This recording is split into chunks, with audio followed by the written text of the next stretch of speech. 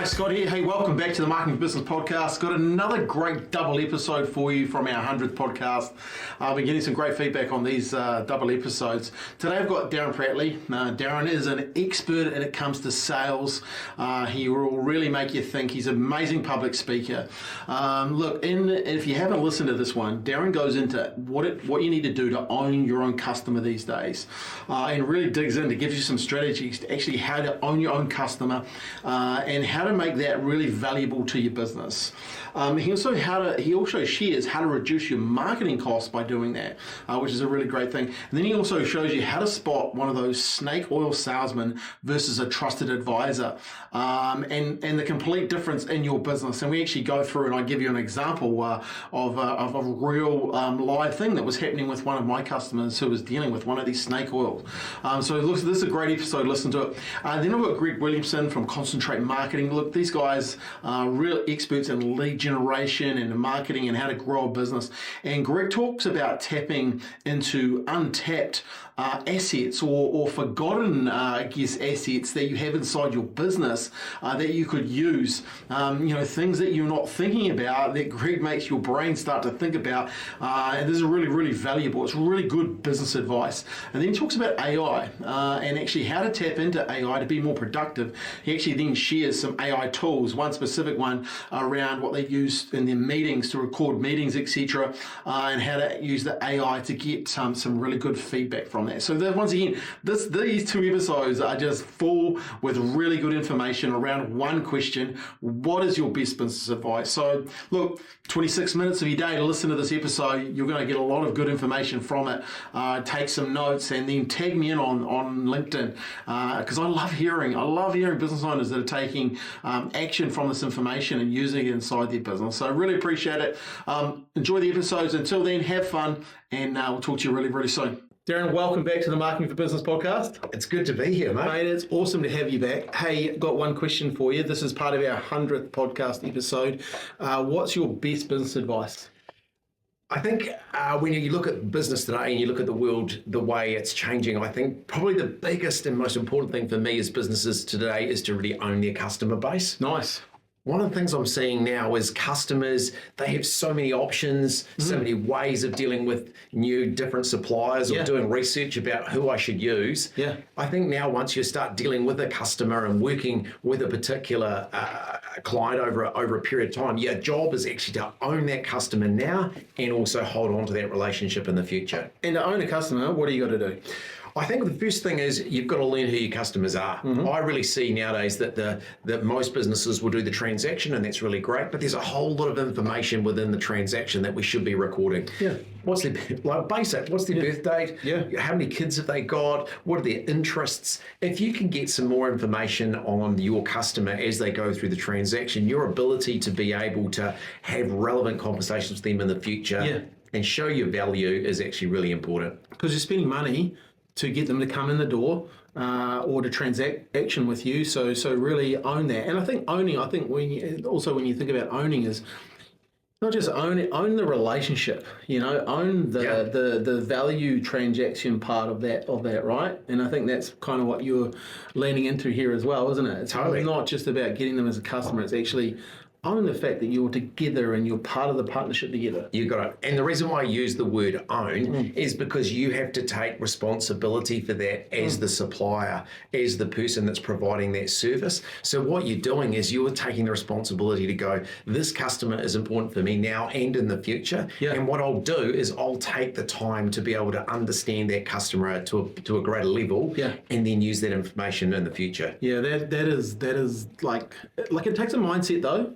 But I think as part of the business advice, the best business advice, that is something that you just have to do today, because you spend the money and if you spend the money and take advantage of that, then you're going to get so much more value for your advertising dollars too, right? Your marketing dollars. Well, you know this better than anybody that it is expensive to get new customers, right? Totally. The ability for us to know who your customer base is, have some information for us to be able to identify them and communicate with them, reduces your ongoing marketing cost. Yeah, and I think also it just gives the better customer experience too, right? Totally. Yeah, but also it gives a bit of that wow factor, okay, what happens on your birthday? I wish I actually, thinking about this now, I wish I actually knew my customers' birthdays. I actually do wish I knew that, like we celebrate anniversaries of businesses and stuff like that, and but it'd be cool to know my customers' birthdays, But I'll get you to have to think about this, and this again is if you're using, for example, Facebook, it will remind you every day that your customer network who is actually has their birthday today. So to be able to gradually over time take that information into your own system, and then be able to ring Mr. Mrs. or Mr. Smith and go, hey, I just want to acknowledge it's your birthday. I mean, what an impact that makes on your customers. So good. So good.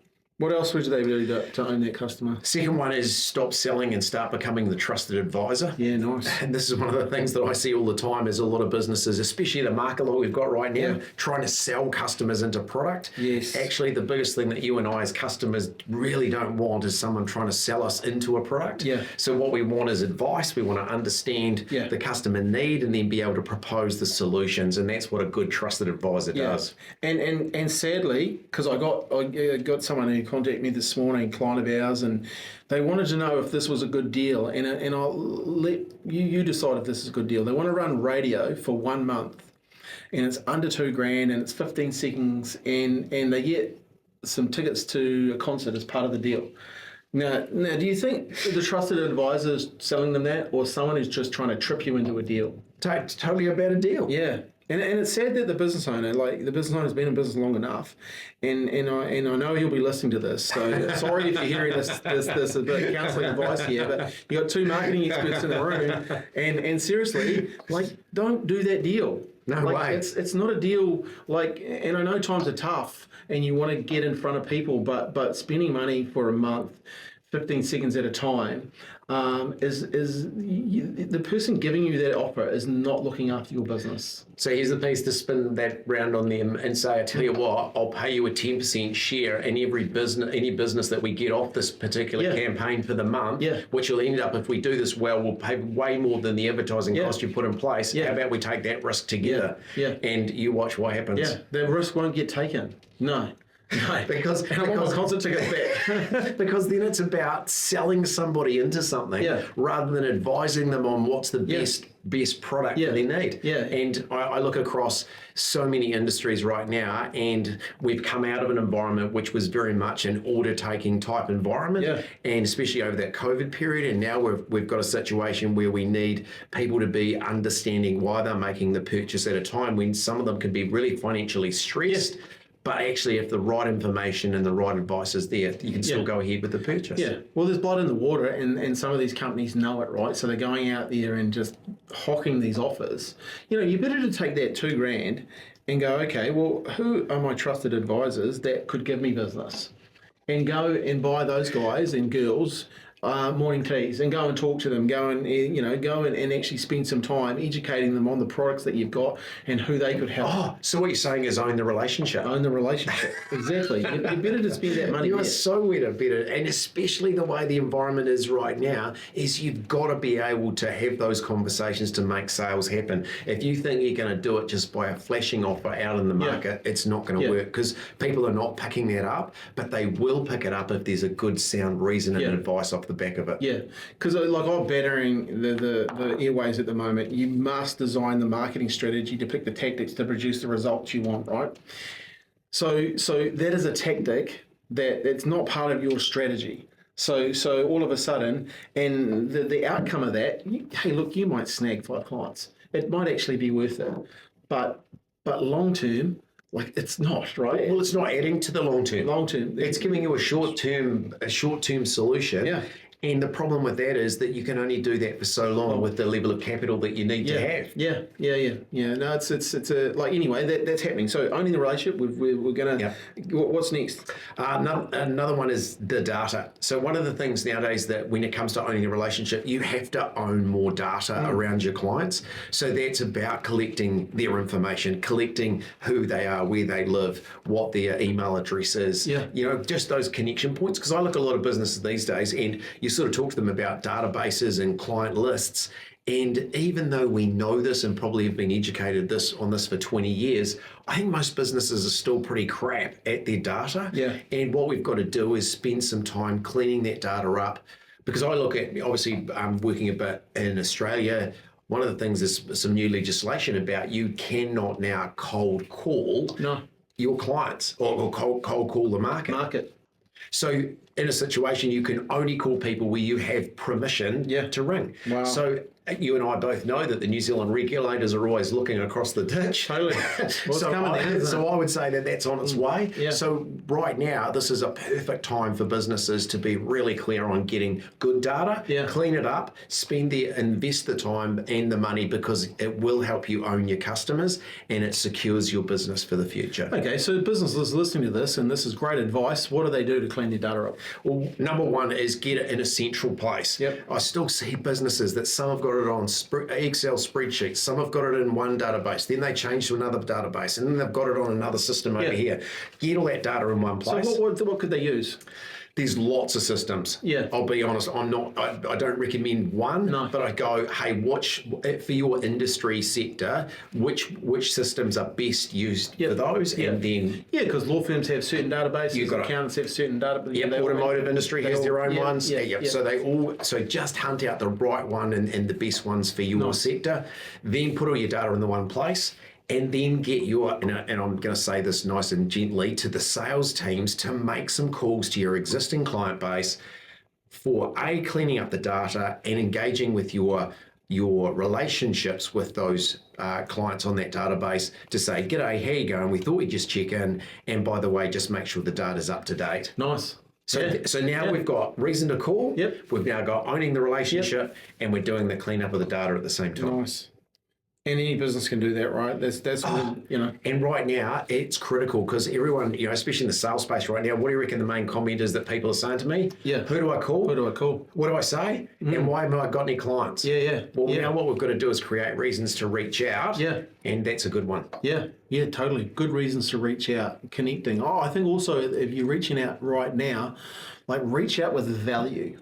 A good example of that is I was showing a guy the other day, and I could tell he was a wee bit nervous about some stuff. So I then shot him another video showcasing someone else who had done it. And here's what he'd done, and it was just giving that value to show, hey, it's okay. Someone else has done this. Like someone else has run this race before you. And I could hear that, so reaching out with value is a great way. Don't just reach out to, find some value that you can add to that conversation. So you didn't see the piece of paper that I had my notes on at the start, but number 2 on that list is what? Value. Yeah, you just give people value, right? Because the pieces right now, you and me as customers right now, we are more savvy about what our purchasing and our buying process could be or should be. Yeah. Our expectation is really high that we get well looked after. So one of the things is, as businesses now, you've got to really understand what their value proposition is and write it down. Actually get your team to sit down in a room and go, let's just write down what our value proposition is from a customer perspective. And as soon as you do that, you'll either go, wow, we provide great value, or maybe it's a bit light and there's some things here that we could do to tighten that up. I had a good chat to my team the other day about this because I can see the business owners, because I'm talking to a lot of potential business owners and just having good chats. I can see that they're hurting. There's a lot of people lost and confused. And I said, team, we're going to double down on training. I want everyone to double down on training because I want you having better conversations and getting better results because people, we add value to the marketplace, and we're prepared to have tough conversations and we add value to the marketplace. We know who our customer is and look, this is the value that we add, and we're really adding a lot of value. So let's now not be scared to go out with that value because 100%.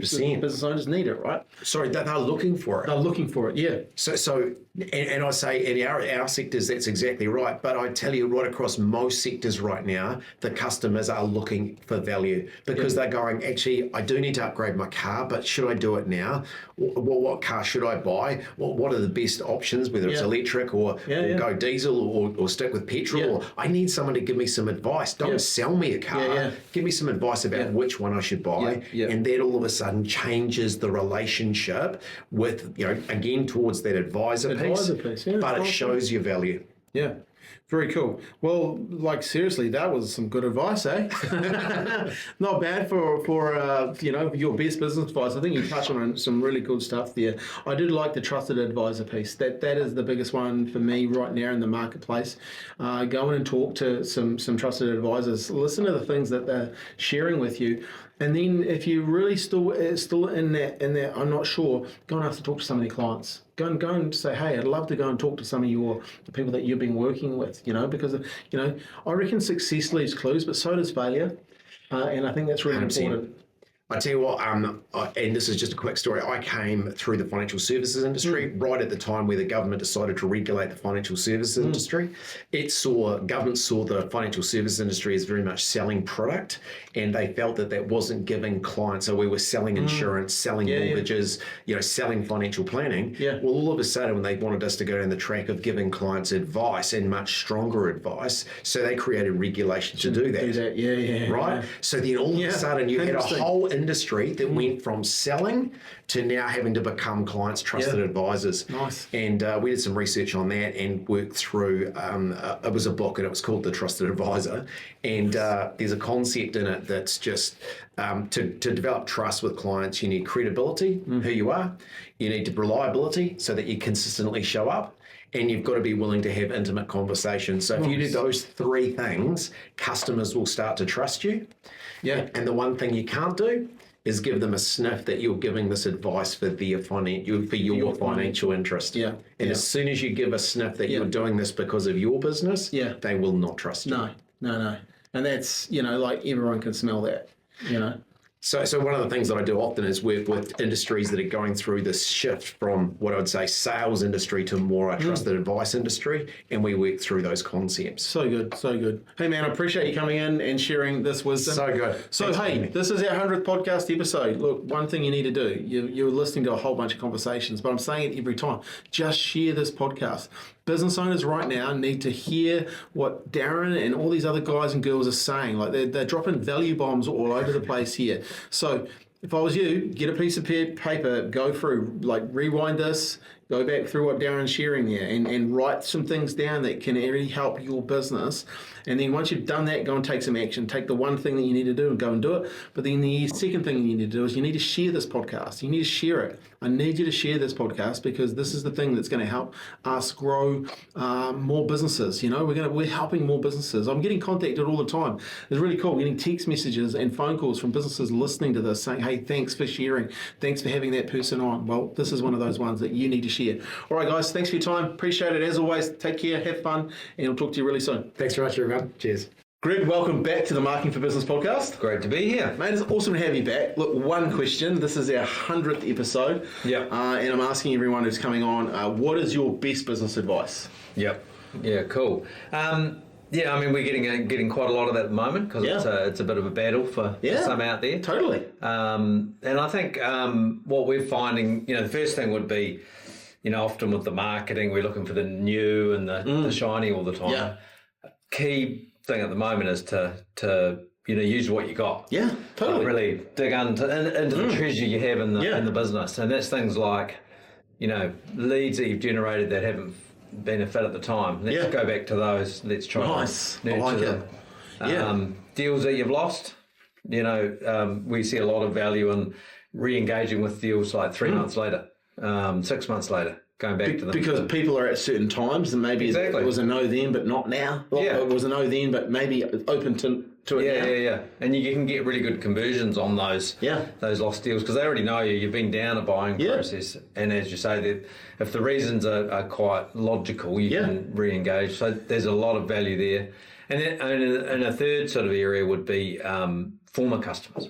Nice. So you've done a project or you've worked for them a couple of years, they churn for whatever reason. Yeah. But again, you can go back. So it's you need all your programs, you need to be generating leads, you need to be doing all that. Yeah. But especially in these times, dig into that.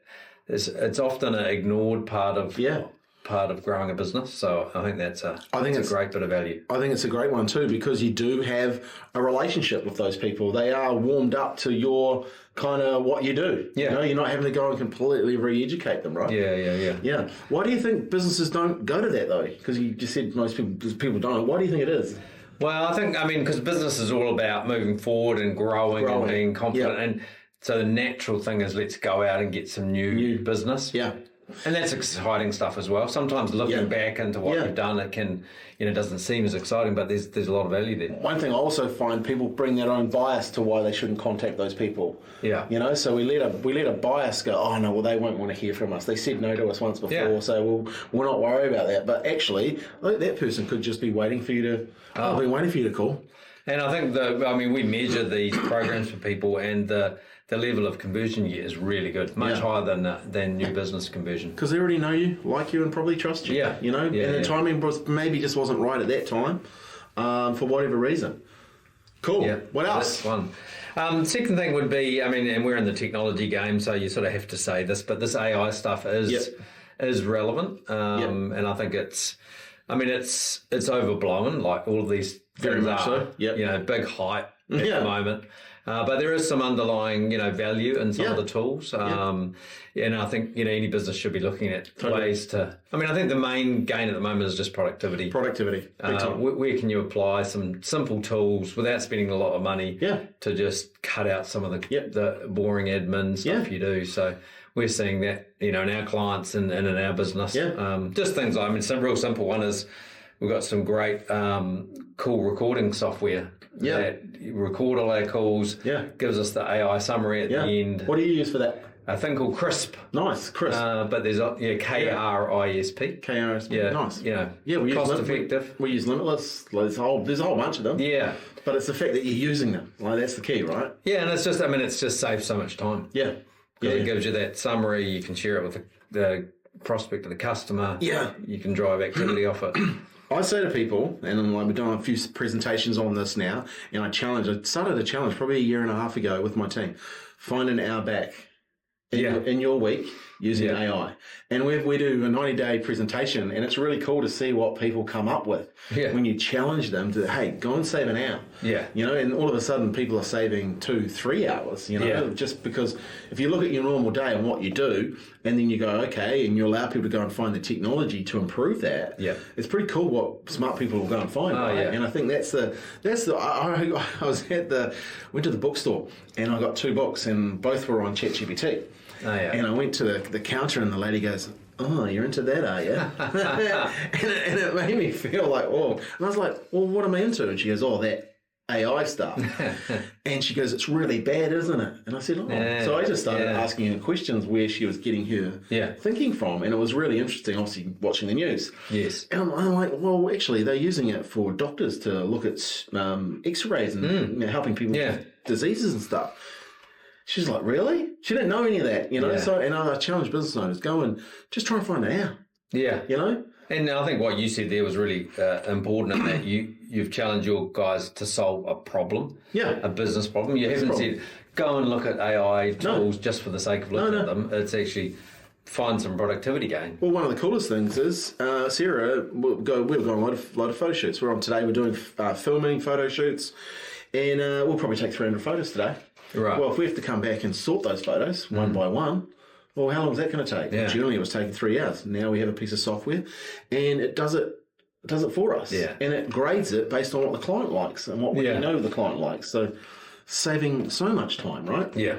We didn't know that about that software before because we never were open to looking for it. Yeah. And that's the key. Yeah. So I think that's, I'd say for everybody, don't get carried away by the hype, but look for the practical applications of these things. Yeah, be involved in looking at it, but too right, don't get over, because some of these technologies are just the old technology with a new domain. Yeah.